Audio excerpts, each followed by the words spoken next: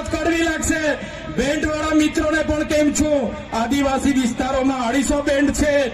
250 બેન્ડના જે મેન છે રોકીસ્ટારના બેન્ડ પિન્ટુભાઈને પણ વિનંતી કરું છું, 1.5 લાખ રૂપિયા, 1,20,000, 1,30,000 આટલી બધી ફી લેવાનું તમે પણ બંધ કરજો. બહુ બધી રજૂઆતો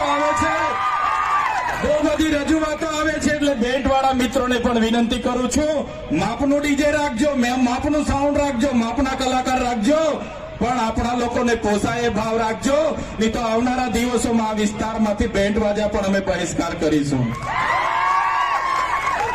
મારા યુવાન મિત્રો, 11 વાગ્યાથી નાચવા પડો છો, 5 વાગ્યા સુધી નાચો છો, કૂદો છો.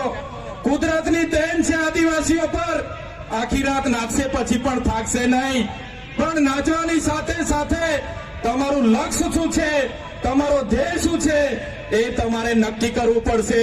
અને અહીંયા વડીલો માતા બહેનોને પણ વિનંતી કરું છું, તમારો છોકરો આઈફોન લઈ માગે, KTM લઈ માગે, R1 લઈ માગે, જે પણ લઈ માગે, એને તમે પહેલા ભણાવો, ગણાવો, એને એની કારકિર્દી બનાવો, પછી એને તમે તમારી બાઇક લઈ આપવાની હોય, 4 વ્હીલ લઈ આપવાનું હોય તે કરજો.